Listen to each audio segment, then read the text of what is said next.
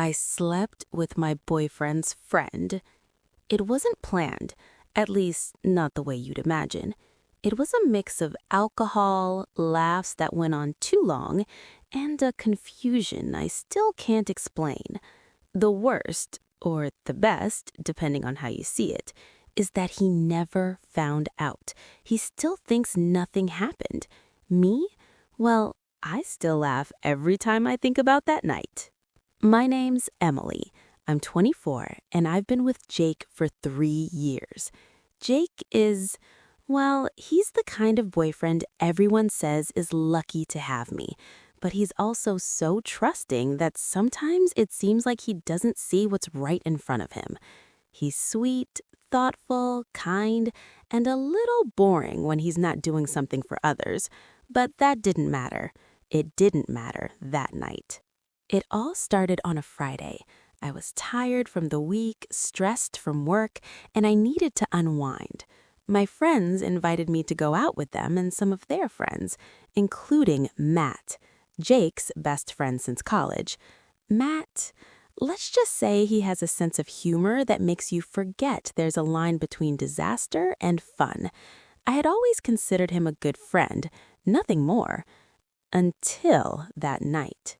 We started at our usual bar. We had some glasses of wine, then some stronger drinks, laughs that went on too long, silly photos, selfies that ended up in the group chat, and I feeling more relaxed, more inhibited with each drink.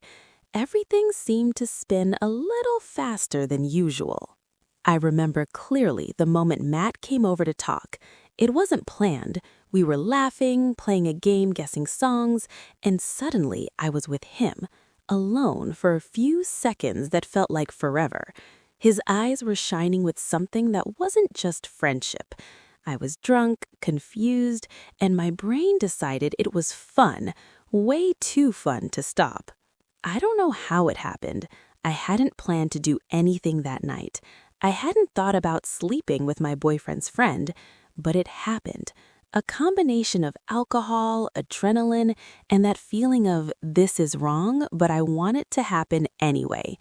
There was no love, nothing, just a momentary madness that felt like an escape from everything else. I felt good and guilty at the same time. I had never felt like that, not even with Jake. And there it was, the detail that makes this story worth telling. Jake didn't know. He never knew. He will never know. Later, as we stumbled toward a friend's apartment, laughing about what had just happened, I already felt something stirring inside me. I didn't want him to find out. Sigh. It was my secret, a fleeting moment that had merged with the chaos of the night. When we got there, we said goodbye normally, like nothing had happened, and I went home with a racing heart, a mix of guilt and excitement I still didn't know how to process. The surprising thing is I was able to look him in the eyes the next day. Jake had no idea. I could have shouted it at him or felt terrible and confessed, but I didn't. Part of me knew I wouldn't confess. Part of me also knew this was something that had to stay only in my memory. I remember the moments after clearly. The feeling of walking down the street the next day, trying to act normal while my mind replayed things, moments with my friends, and all of it. I don't want this to sound arrogant or like I'm a bad person. Ironic pause. I'm not. I was drunk, confused, carried away by the thrill of the moment. And yes, that doesn't justify anything, but it helps to understand it. Because honestly, even now, I still don't fully understand how it happened. I just know it did, and I was the one making decisions I hadn't planned, feeling guilty. That was the start of something that was never discovered. Jake still believes that night was just fun, jokes, and laughs among friends. And me? Well, I have a secret that makes me smile every time I think about how absurd it all was. The next morning, I woke up with my head spinning, not from a hangover, or at least not just that. It was the strange feeling that something that had just happened was somewhere between reality and a dream that had been too intense. I got up, looked in the mirror and saw the same Emily who'd gone out the night before. Same face, same smile, but with a secret that no one could ever know. Then my phone buzzed. A message from Matt. My heart raced, and not from excitement. No, it was fear, guilt, the adrenaline of danger, because it could ruin everything in a second. I opened it carefully, almost trembling, and there it was. Something simple, innocent to him, explosive to me. Hey, just wanted to say last night was amazing. No, it wasn't amazing, I thought. It was a disaster, a mistake, a moment when my judgment had gone on vacation. But he was already there, typing like nothing had happened. I took a deep breath. I had to set boundaries. I had to remind him that this was an accident, that it couldn't happen again, that Jake couldn't find out. And I did. I replied, "Don't text me again. Last night was a mistake on my part. Jake can't know anything.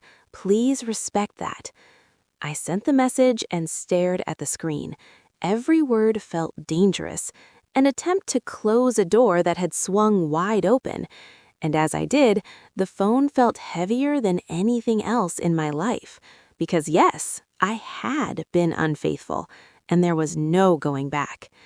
There was no immediate reply, and that both relieved and terrified me at the same time. Relief because I could breathe a little, think that maybe everything could return to normal. Fear because any message from him could reopen the wound, make everything come to light. Jake was still in his world, trusting, laughing, knowing nothing. And I was trapped between two worlds, one safe and one dangerous. Hours passed, and finally I got an okay from Matt. Short, cold, correct, perfect for my plan of keeping everything hidden. I felt like I had survived an emotional earthquake. Everything was contained, under control, at least for now. That day, while I was with Jake, I couldn't stop my mind from coloring every laugh, every comment, every gesture with what had happened. I tried to focus, but my mind kept replaying the infidelity. And as he told me about his day, I nodded, smiled, listened, but part of me was in another dimension, remembering the night, remembering Matt, remembering that I could have ruined everything with a single lapse in judgment. It was so absurd, so ridiculous. One of those moments when you realize that silly decisions feel enormous, but no one else notices. Jake never knew I was thinking about someone else while laughing with him at the kitchen table. He never knew, and probably never will. And every time I think about it, a mix of relief and guilt makes me smile ironically. It wasn't passion, it wasn't love, it wasn't anything I could explain. It was a mistake, a combination of alcohol, excitement, and curiosity that exploded at the wrong moment. And I knew the instant I replied to Matt's message, this can never happen again. From that day on, things returned to normal. Jake and I continued our routine, laughing, making plans, sending each other silly memes, hugging at night. Nothing changed in anyone's eyes. I was still the perfect girlfriend, the confidant, the friend, the love of his life.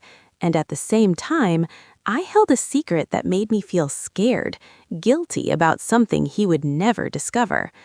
The curious thing is, even now when I think about that night, I still feel that mix of guilt and excitement. Sometimes I wonder how it could have happened, how a single moment of carelessness, alcohol, and silliness became something that still makes me laugh and shiver at the same time. I never told anyone. I won't tell anyone. Jake still believes our relationship is perfect, that our lives are great. But I know there are things, moments that can't be erased, and that was one of them. My mistake, a unique moment, a secret that belongs to me. The tension of keeping that lie hidden, of living my life normally while holding that memory, is strange. It's not fear, not paranoia. It's more a tingling reminder that I too can make mistakes.